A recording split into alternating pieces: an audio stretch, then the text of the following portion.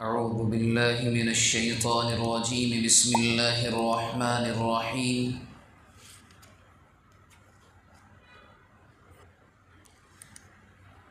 وقالوا اتخذ الله ولدا سبحانه بل له ما في السماوات والأرض كل له قانتون بديع السماوات والأرض وإذا قضى أمرا فإنما يقول له كن فيكون. وقال الذين لا يعلمون لولا يكلمنا الله أو تأتينا آية كذلك قال الذين من قبلهم مثل قولهم تشابهت قلوبهم قد بينا الآيات لقوم يوقنون. إنا أرسلناك بالحق بشيرا ونذيرا ولا تسأل عن أصحاب الجحيم. یہ قرآن مجید کی سورہ بقرہ کی آیت نمبر 116 اور اس کے بعد کی چند آیات ہیں۔ ہمارے اس سلسلہ درس قرآن میں ذکر چل رہا ہے بنی اسرائیل کا، اور یہ کافی دنوں سے جاری ہے۔ قرآن مجید ان کے اعمال اور ان کی داستان کو، ان کے ایک ایک عمل کو الگ الگ بیان کر رہا ہے کہ انہوں نے اللہ تبارک و تعالی کے بہت سے احسانات کے باوجود بھی کیا بدلہ دیا، اور ان کی زندگی کے جو اعمال تھے یہی نہیں کہ پہلے انہوں نے حضرت موسیٰ علیہ السلام کے ذریعے سے شریعت ملنے کے باوجود اس زمانے میں کیا کیا، بلکہ اب چند آیات سے قرآن مجید نے وہ بھی بیان کرنا شروع کیا جو وہ لوگ اللہ کے نبی کے زمانے میں کر رہے تھے۔ اس سے پہلے بھی بات یہ آئی اور کہ انہوں نے موجودہ زمانے میں، یعنی جس وقت نبی اکرم صلی اللہ علیہ وسلم مدینہ طیبہ بحکم الہی ہجرت فرما کر تشریف لا چکے تھے، اس زمانے میں بھی یہ لوگ کیا کر رہے تھے، تو اسی میں سے ایک ان کی حرکت، اور یہ یوں کہیں کہ انسان کا جو اللہ کے ساتھ معاملہ ہے، اور جو سب سے بڑا ظلم انسان کی طرف سے، جو سب سے بڑی گستاخی کہہ لیں آپ، بغاوت کہہ لیں، نافرمانی کہہ لیں، بے وفائی کہہ لیں، سینکڑوں الفاظ ملیں گے اس عمل کے لیے۔ اس میں صرف یہودی ہی نہیں، عیسائی نہیں، مشرک نہیں، کوئی بھی قوم اگر یہ حرکت کرتی ہے تو یہ دنیا کا سب سے بدترین عمل ہے۔ اس کو قرآن بیان کر رہا ہے وَقَالُوا اتَّخَذَ اللَّهُ وَلَدًا سُبْحَانَهُ، فرمایا ان لوگوں کا حال، ان لوگوں سے مراد یہودی بھی ہیں، عیسائی بھی ہیں، اور مشرکین مکہ بھی ہیں۔ ان لوگوں کا دعویٰ یہ ہے نعوذ باللہ کہ اللہ کی تو اولاد ہے، اتخذ اللہ ولدا، اللہ کے یہاں تو نعوذ باللہ اولاد ہے۔ کیسے؟ قرآن مجید نے اس کی تشریح دوسری جگہ کی ہے۔ فرمایا گیا، شاید سورہ توبہ کی آیت ہے یا آیات ہیں، اور مختلف آیتوں میں قرآن مجید نے مشرکین مکہ، یہود اور عیسائیوں کے اقوال اور ان کے جو عقائد تھے اس کو بیان کیا۔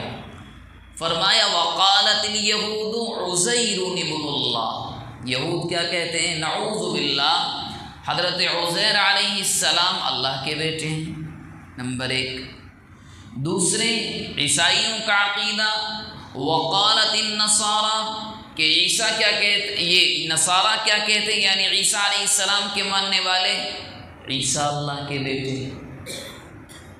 حالانکہ یہاں یہ یاد رکھیں حضرت عیسیٰ علیہ السلام کے جو حواریین ہیں، یا آپ یہ بھی کہہ سکتے ہیں حضرت عیسیٰ علیہ السلام کے جو دوست رہے، جو صحابہ رہے، اللہ عیسیٰ علیہ السلام کے زمانے میں یہ عقیدہ نہیں تھا۔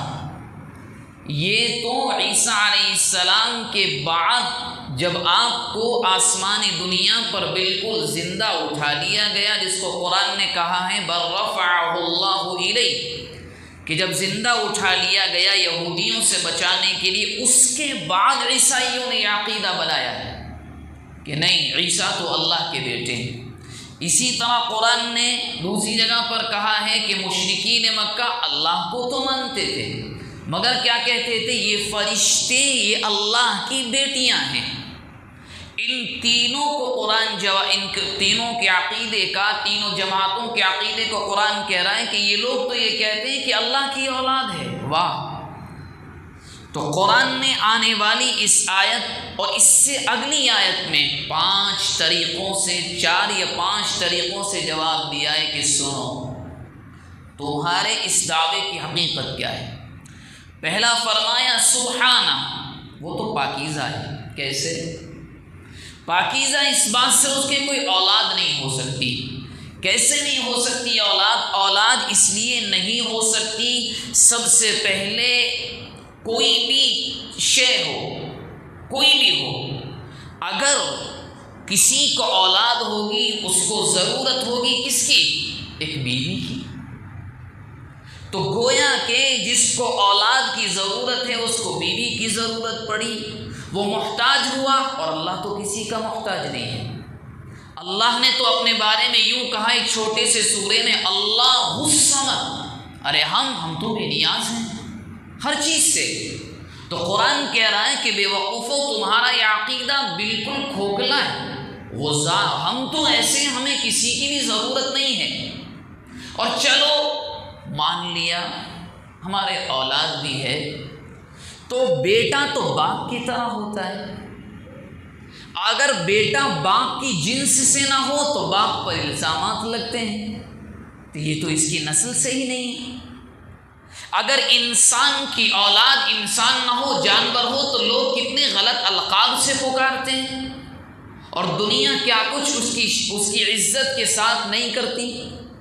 تو قرآن یہ کہہ رہے، یہ جو تم کہہ رہے ہو، نمبر 1 بات تو یہ، ہم تو بے نیاز ہیں، ہم کسی بھی ایسی چیز سے بالکل پاک ہیں، ہم کسی کے بھی محتاج نہیں ہیں، ہم پاکیزہ ہیں۔ دوسرا جواب دیا، سنو، بلکہ حقیقت کیا ہے؟ لہو ما فی السماوات و ما فی الارض، تم جن کو ہماری اولاد بتا رہے، قرآن اشارے میں کتنی گہری بات کہہ رہا ہے کہ جن کو تم ہماری اولاد بتا رہے ہو، مثال کس کو بتایا تم نے اولاد؟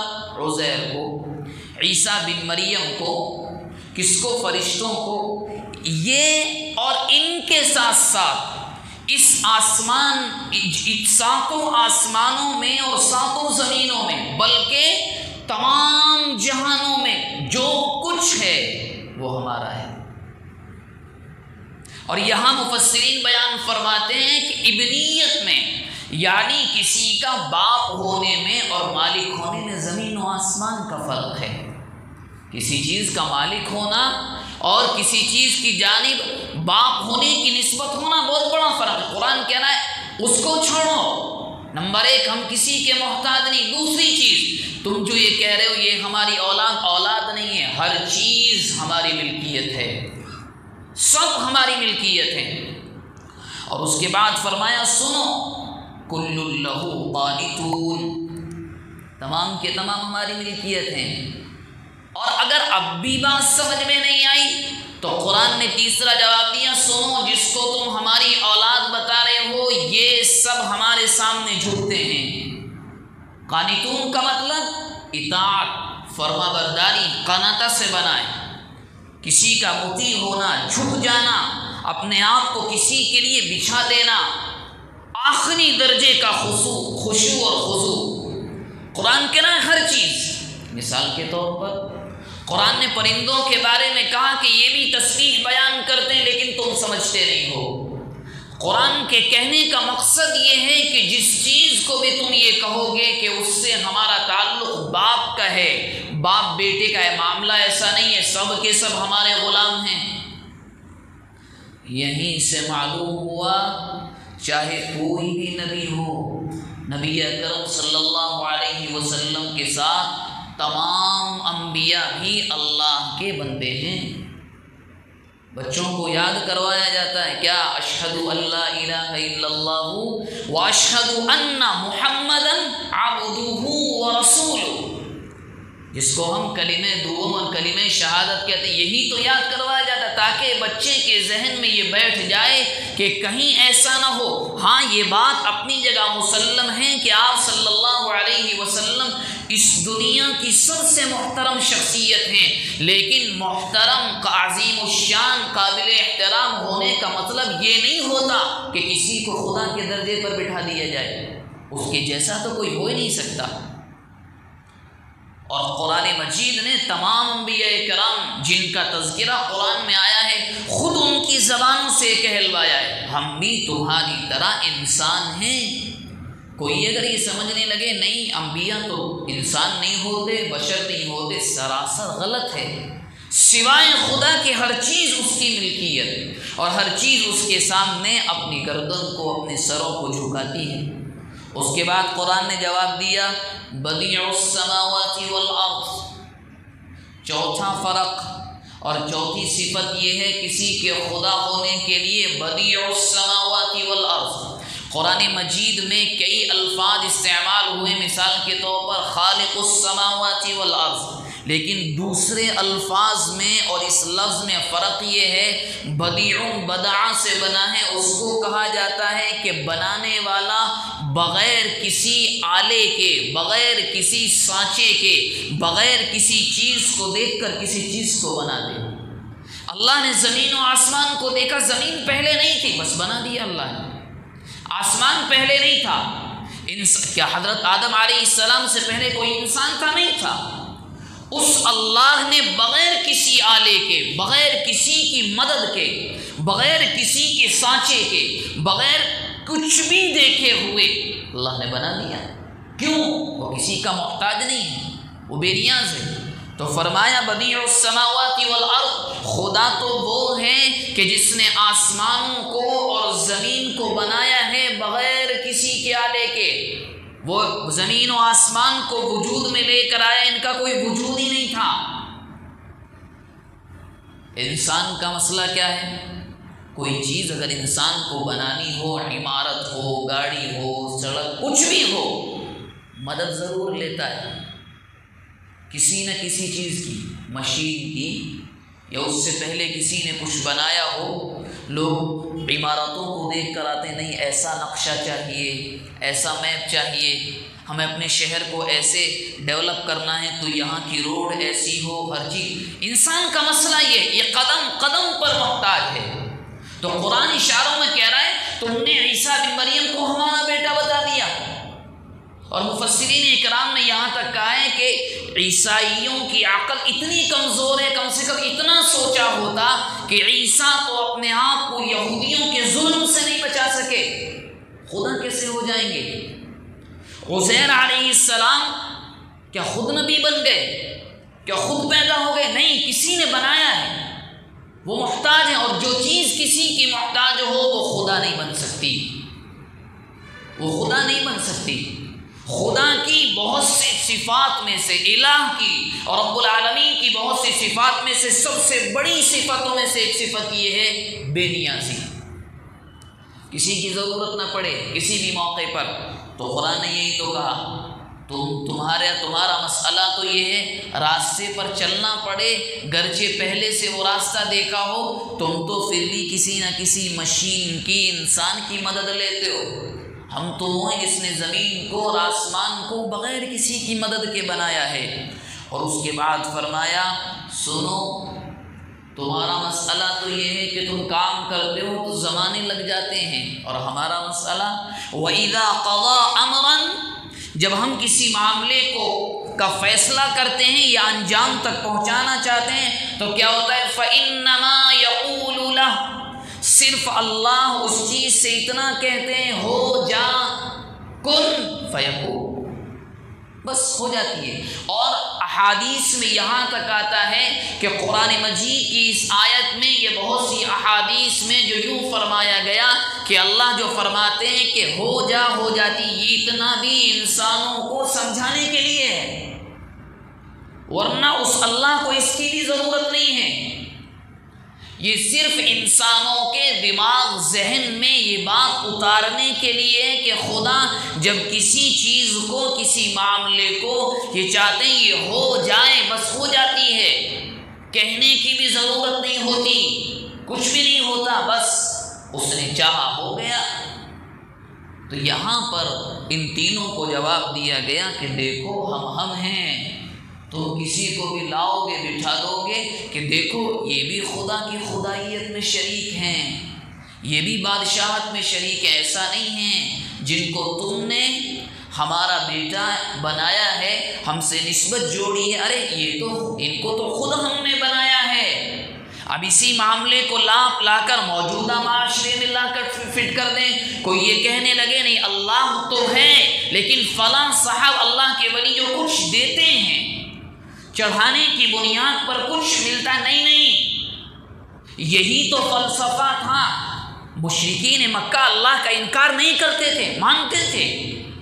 ابو جہل اللہ کو مانتا تھا، ابو لہب مانتا تھا، امیہ مانتا تھا، مغیرہ بن شعبہ مانتا تھا، کسی نے انکار نہیں کیا، لیکن کیا کہتے تھے؟ یہ لات اور عزا کی جو مورتی ہے، جو مجسمہ ہے، جو اسٹیچو ہے، جو جتنے ہمارے 360 پر کعبۃ اللہ کے اندر ہیں، اللہ تو ہے مگر اس اللہ کی حکومت میں یہ بھی شریک ہیں۔ اسی بنیاد پر جتنی صورتیں قرآن میں مکی ہیں ان میں احکامات کا تذکرہ نہیں ہے، صرف 2 چیزوں کا تذکرہ، کیا؟ اللہ ایک ہے اور نبی اکرم صلی اللہ علیہ وسلم کو ہم نے یہ پیغام لے کر بھیجا ہے۔ جتنی صورتیں آپ پڑھ لیں، بڑی سے بڑی صورتیں، سورہ انعام، سورہ اعراف، کتنی بڑی بڑی صورتیں، کسی میں کوئی حکم نہیں۔ مثال کے ذریعے سے قرآن صرف یہ سمجھانا چاہتا ہے خدا کے بندو سوچو، غور کرو، قرآن یہ سمجھانا چاہ رہا ہے۔ اور ان کے اندر جتنی مکی صورتیں تمام کے اندر توحید الہی کا تذکرہ آپ کو ملے گا۔ تو قرآن مجید نے یہی کہا، آج کے زمانے میں بھی آیتیں فٹ بیٹھتی ہیں کہ کوئی بھی آ کر دیوانہ اگر یہ کہنے لگے آپ کے سامنے، آج کے زمانے میں تو نہ جانے کتنے مزارات کی، اللہ والوں کی کتنے مزارات کی جہاں پر جو کچھ ہونا نہیں چاہیے تھا وہ ہو رہا ہے، اور وہاں جانے والوں کو زبردستی کفریہ، شرکیہ، خلاف اسلام، خلاف شریعت، جو شریعت کی روح کے سراسر خلاف جملے وہ کہنے پر مجبور بھی کیا جاتا ہے کہ تمہیں فاتحہ پڑھنے نہیں دی جائے گی، تمہاری حاضری نہیں ہوگی، تمہیں گردن جھکا کر جانا ہوگا، تمہیں اس طرح سے وہاں پر یہ الفاظ دعا کے کہنے ہوں گے، تمہیں خواجہ معین الدین چشتی اجمیری رحمہ اللہ کے یہاں جانا ہے تو یہ مانگنا ہوگا، یہ کہ قرآن یہی تو کہہ رہا ہے۔ خدا کے بندے سوچو، تم جس کو ہم سے نسبت جوڑ رہے، تم جس بندے کو اٹھا کر کے لا کر ہمارے مقام پر لا رہے ہو، تم کم از کم 1 منٹ کے لیے اتنا سوچو، زندگی اس کو بھی ملی تھی، اگر یہ خدا ہوتا تو آج زندہ کیوں نہیں ہے؟ خدا کی ایک صفات میں سے یہ ہے، وہ جس کو چاہتا ہے پیدا کرتا ہے، جس کو چاہتا ہے اپنے پاس بلا لیتا ہے۔ انسان کتنی ایڑیاں رگڑ لے کسی کی کچھ نہیں چلتی۔ نوزائیدہ بچہ پیدا ہوتا ہے، کبھی ایسا ہوتا ہے کہ بچے کو 2 یا 3 سانس آئے اٹھا لیا، ایک ماں کی 9 مہینے کی مشقت ایسی ہی چلی گئی۔ کبھی ایسا ہوتا ہے کہ بچہ زندہ رہ جاتا، ماں چلی جاتی ہے، دنیا کچھ بھی کہتی رہے، مگر یہ ہے خدا کی خدائیت، الوہیت، اس کو کہتے ہیں رب العالمین کا ہونا، اس کو کہتے ہیں کائنات کا چلانا۔ اگر کسی کے متعلق یہ عقیدہ یہ چیز دینے والے ہیں تو انہوں نے اپنے لیے کیوں نہیں کیا؟ کیوں ایسا ہے؟ یہ سب انسانی ذہنوں کی گندگی ہے۔ اللہ تبارک و تعالی اسی کو کہتے ہیں خدا کے بندو ہم بے نیاز ہیں، تم جن کو ہمارے مقام پر ہمارے برابر لا کر بچھا رہے ہو یہ خود تمہارے بھی اور ہمارے بھی محتاج ہیں۔ اس کے بعد مشرکین مکہ اس زمانے میں اللہ کے نبی پر ایک الزام لگایا کرتے تھے اور بار بار ایک بات بولتے تھے کہ محمد آپ نے آ کر کہہ دیا آپ اللہ کے رسول ہیں، ہم کیسے مان لیں، ہم کیسے مان لیں؟ اور کہتے تھے کہ کیوں اللہ کر ہم سے بات نہیں کرتا؟ جیسے وہ جبرائیل کو کہتا ہے کہ محمد کے پاس قرآن کی آیت لے کر جاؤ، یہ حکم لے کر جاؤ تو اللہ ہم سے بھی بات کرے۔ وہ یہ کہتے تھے۔ قرآن مجید نے ان کے اس الزام اور سوال کا جواب اس آیت میں دیا، فرمایا وَقَالَ الَّذِينَ لَا يَعْلَمُونَ لَوْلَا يُكَلِّمُنَا اللَّهُ أَوْ تَأْتِينَا آیَةٌ۔ یہاں بھی فرمایا، یہاں بھی تینوں جماعتیں مراد ہیں، مشرکین، عیسائی اور یہودی، کہ یہ جاہل لوگ یہ کہتے ہیں کہ کیوں اللہ ہم سے بات نہیں کرتا، یا کیوں کوئی نشانی آپ ہمارے پاس لے کر نہیں آتے۔ کس چیز کی نشانی؟ اس چیز کی نشانی کہ آپ اللہ کے رسول ہیں، اور اللہ ان سے کیا بات کرے، وہ کھل کر اپنی زبان میں کہتے تھے کہ محمد ہم یہ چاہتے ہیں آسمان سے آواز آئے کہ مکہ والوں اور عیسائیوں یہودیوں سنو، عبداللہ کا بیٹا محمد ہمارا نبی ہے، ہم نے بنا کر۔ ان کا یہ مطالبہ تھا جو کہ جاہلانہ ہے۔ کیسے؟ سنیں آپ، فرمایا قرآن مجید میں آگے كَذَلِكَ قَالَ الَّذِينَ مِن قَبْلِهِم مِثْلَ قَوْلِهِم۔ یہ سوال، یہ دعویٰ، یہ الزام نیا نہیں ہے، پہلے بھی آ چکا ہے۔ فرمایا اس سے پہلے بھی والے بھی آئے تھے اور ایسے ہی کہتے تھے۔ کون؟ ایک مثال پیش کروں، یہودیوں کا تذکرہ اسی سورے میں آیا۔ انہوں نے تو یہاں تک انکار کر دیا تھا، تورات ان کے سامنے تھی۔ جب موسیٰ علیہ السلام کو تورات ملی، لے کر کے آئے، تو قوم نے کہا ہم کیسے مان لیں، آپ کو اللہ نے تورات دی ہے۔ اور ان لوگوں نے کچھ لوگوں کو منتخب کیا اور وہیں پر بھیجا جہاں حضرت موسیٰ علیہ السلام کو تورات ملی تھی، اور جن کا سلیکشن ہوا، جن کو منتخب کیا، اور جو اللہ سے دیکھنے گئے تھے، اللہ سے بات چیت کر، وہاں جا کے ہم ہاں دیکھیں گے آپ کو تورات، بلکہ ملنے سے پہلے چند لوگوں کو بھیجا گیا تھا کہ جاؤ آپ بھی ان کے ساتھ موسیٰ کے پاس جاؤ۔ موسیٰ نعوذ باللہ ہو سکتا ہے آ کر ہم سے جھوٹ بول دے۔ تو جو لوگ یہاں سے گئے تھے، ان ظالموں نے وہاں جا کر ضد کی، نہیں ہم تو اللہ سے بات کرنا چاہتے ہیں، ہم کیسے مان لیں کون سی آواز پہاڑ کے پیچھے سے آ رہی ہے اور وہ اللہ ہی ہے۔ بس بجلی چمکی اور جان سے ہاتھ دھو بیٹھے۔ تو قرآن یہی کہہ رہا ہے، اللہ کے نبی یہ دعویٰ اور یہ سوال، یہ جو مطالبہ ہے کوئی نیا نہیں ہے، اس سے پہلے والے بھی آئے، وہ بھی یہی کہا کرتے تھے کہ نہیں ہمیں بھی معلوم ہو کہ آپ اللہ کے نبی ہیں۔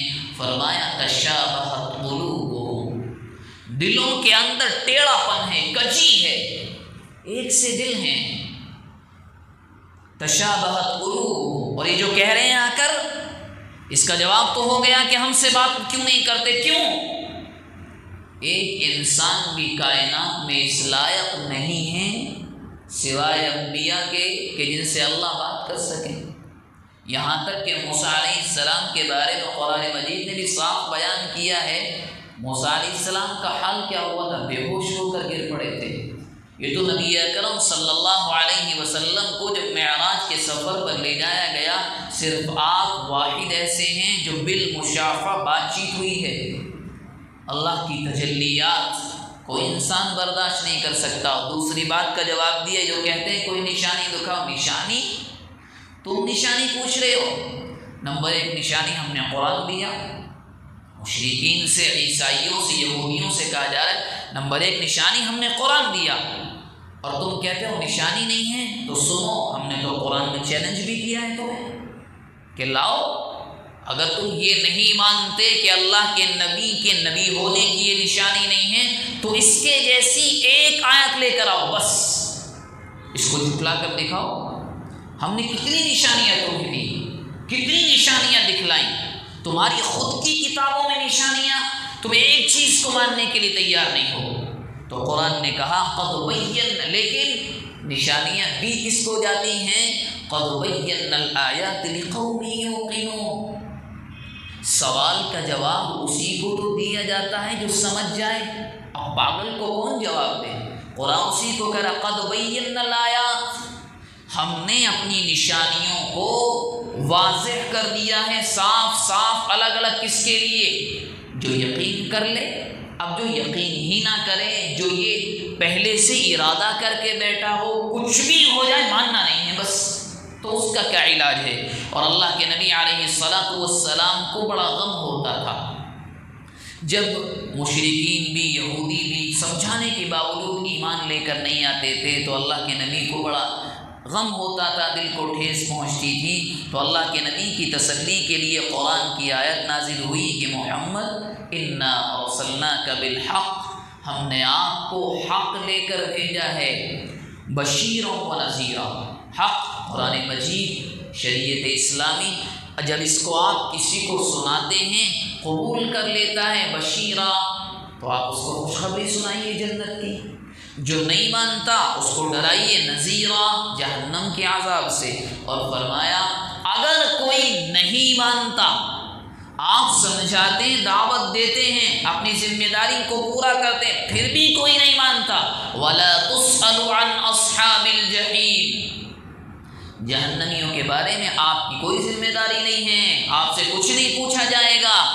آپ نے تو ایک ایک چیز کو کہہ دیا کہ اللہ کے بندو توحید یہ ہے، رسالت یہ ہے، توحید کے بارے میں قرآن کا دعویٰ یہ ہے، ایک ایک نشانی کو مثالوں کے ذریعے تم نے بیان کیا، اور پھر بھی یہ نہیں مانتے، تو اللہ کے نبی آپ نہ گھبرائیں، آپ کے اوپر کوئی ذمہ داری نہیں ہے، بس آپ نے اپنا حق ادا کر دیا ہے، تو کل قیامت کے دن آپ سے کوئی باز پرس نہیں ہوگی۔